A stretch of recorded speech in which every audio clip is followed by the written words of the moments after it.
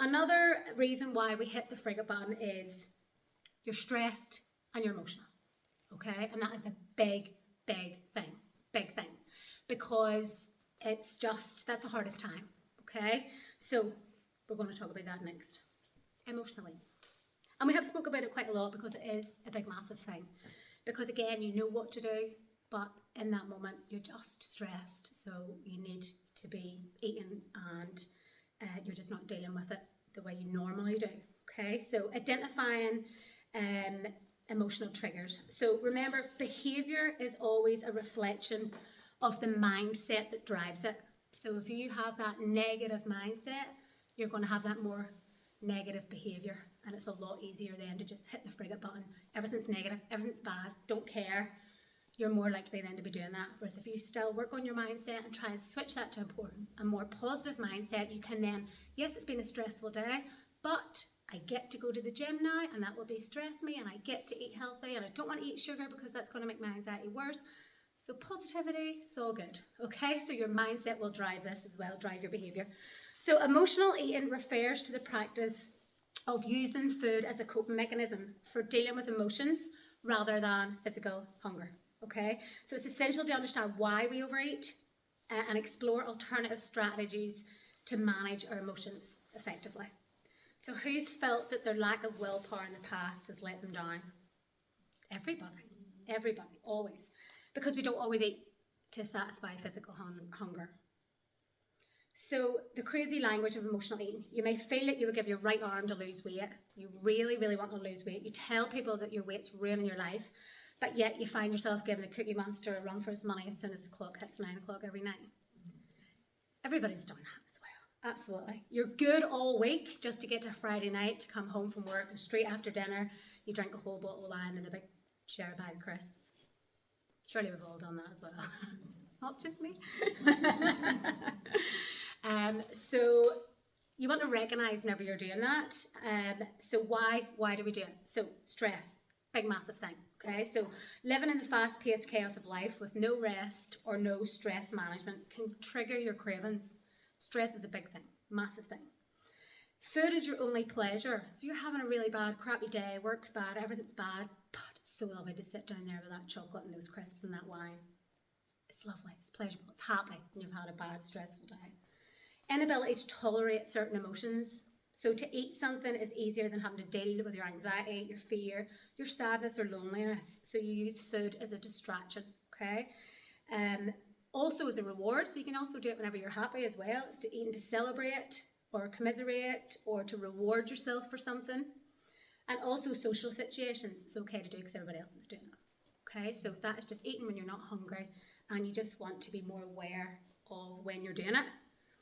And what can you do instead? And I know there's a lot of writing and stuff up there, but this is just so I remember what to say. So don't worry if you can't read it. So awareness, okay? It's just bringing yourself to the awareness of why you're doing it. Recognise and acknowledge emotional eating patterns, okay? By using attention to your triggers, your emotions, and the circumstances surrounding your habits. So what are your triggers? And avoid them at all cost. So your triggers might be something as simple as sitting up at night time and watching another Netflix programme. You're tired the next day. So your trigger is you're tired, so you eat more the next day. So it can be something as simple of just not watching Netflix when you go to bed, okay? It can be your trigger is biscuits. So you open a packet of biscuits, you eat the whole packet. Avoid it, do not buy those biscuits, okay? I think my poor mum brings her own biscuits to my house. Because over the years I've just realised there's triggers there, and if they're there, you just eat them even though you normally would never even think of eating them, so avoid your triggers at all costs. Emotional self-care. So you need to discover alternative ways to care and soothe yourself emotionally, such as engaging in hobbies, journaling, meditation, deep breathing, or seeking support from loved ones, okay? Healthy coping mechanisms. Find healthier outlets for managing your emotions. Exercise. I think we'd all be a little bit crazy if we didn't have exercise. Exercise is so good for de-stressing and managing your emotions. Engaging in creative activities. I love just sitting down with Sophia and colouring in. It's the most de-stressful, lovely thing to do. Connecting with nature, so just go out a walk is so important every day to get out in nature. And practicing relaxation techniques, so deep breathing, meditation, yoga, anything like that. Be self-compassionate, okay? So when you do overeat or you go off track, don't punish yourself, okay? So it won't motivate you to get back on track if you have that negative self-talk pattern going on there. So gentle self-compassion is far more effective for dealing with life's challenges. So it's just like, okay, it's happened. Why did it happen? How could I deal with that if that happened like that again? Draw a line under it, start again. Rather than, you're useless, how can you not do this? And all the negative words that you can say to yourself whenever you've been emotional eating. So mindful eating as well is another thing. So develop a mindful eating practice by paying attention to the physical sensations of hunger. Like, are you actually hungry? And are you actually full to stop eating as well? So savour the flavours and textures of food and eat slowly and consciously. They say you should easily take 20 minutes to eat your meal. I did time myself one time. And literally 5 minutes later, it was gone. Anybody else do that? It's just me. So it really did make a difference whenever you made a big deal of your dinner. Like, you sat down and you enjoyed it and you went slow and you savoured the flavours and you felt full up a lot quicker, rather than scoffing in you and then thinking that you could probably eat more. Whereas if you take your time, it has time then for your hormones to kick in to let you know that you're full as well. So how many of you have ever found an empty packet in front of you if you've been watching TV and you realised, I've done that before, and then you realised it was your last square of chocolate and you're raging because you didn't realise it was your last square? You're stuck in a mindless eating trance. So that's the time you do not want to be eating stuff because you don't even realise you're doing it. You're getting no satisfaction or fullness or anything from it. So when does that occur mostly for you? At work, at your desk, if you've got things that you can just nibble on when you're on the phone, eating. In the car, watching TV. Watching TV is a big thing, definitely. So mindfulness is about paying attention to the moment, okay? So when we start to become more mindful about food, we start to pay attention to what, when, and why we eat. So eating while you're doing other things, such as watching TV, driving, or on your phone, can prevent you from fully enjoying your food. So since your mind is elsewhere, you might not feel satisfied, and then you continue to eat. Eating more mindfully can help focus your mind on the food and the pleasure of a meal and curb overeating. So slow down and enjoy your food. So eating transaction points. Keep food away from you. So you have to actively get up and go for it. So if it's at your desk or it's on the TV, or if you're eating TV and it's on the sofa, it's so much easier just to overeat that way. So if you have to get up and walk and get the food, you're less likely to do that. That's why I actually like at night time going up to bed early and even watching TV in bed, because it's harder to go downstairs and get food than it is just to nip into the kitchen. Okay, so that there helps. Going to bed early.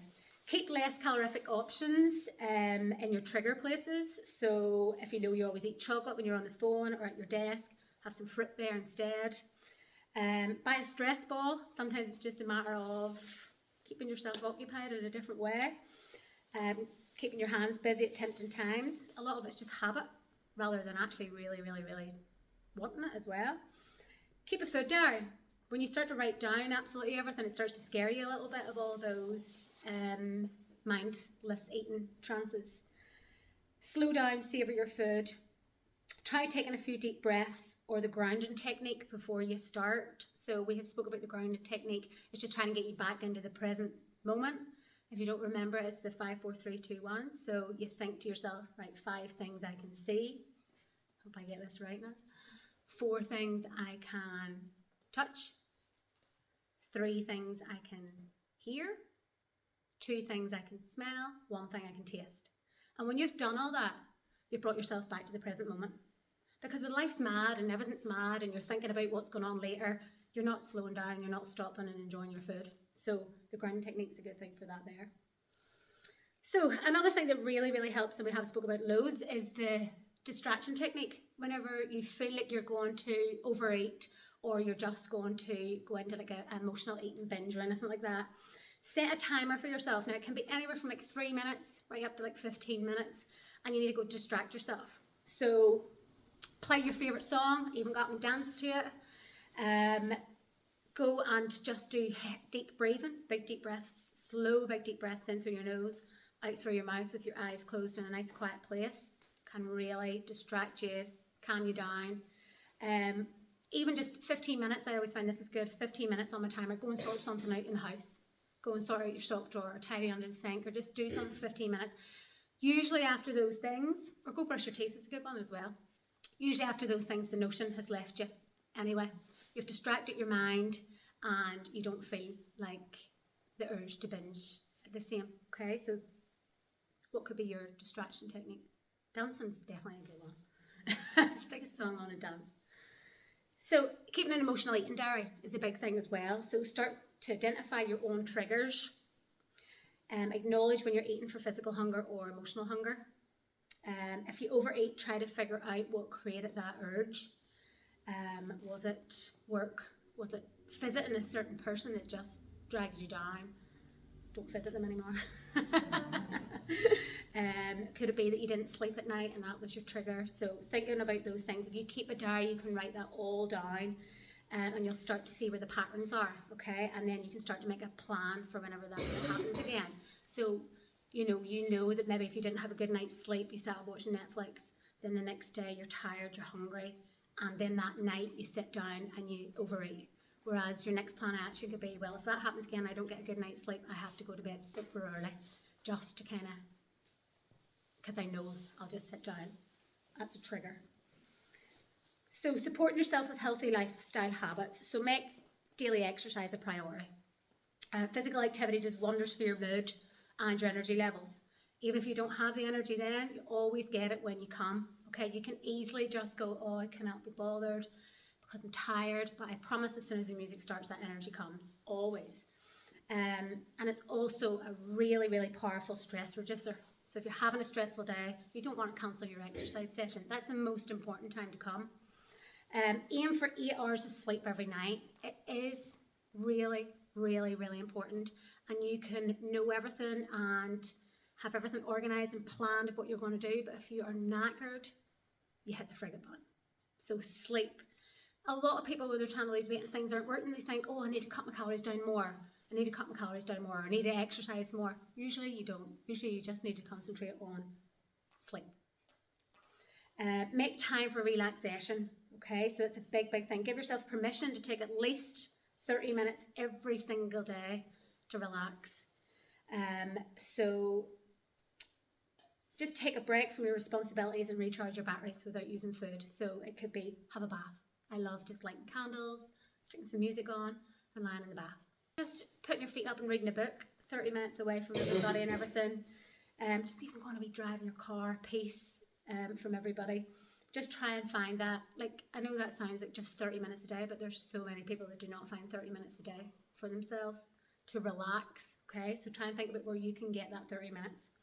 Connecting with others. So don't underestimate the importance of close relationships and social activities. I think we all realised how important it was through COVID when we didn't actually have it anymore. So spending time with positive people who enhance your life will help protect you from the negative effects of stress. So the conclusion really is just by understanding the reasons behind emotional eating, exploring alternative coping strategies and seeking support, it is definitely possible to manage your emotions in other ways, in healthier ways, okay? So remember that change takes time. You'll not do this overnight, you'll not do it in a week, maybe not 4 weeks. It can just be a good ongoing process. But as long as you're working towards having a more balanced and fulfilling relationship with food and your emotions.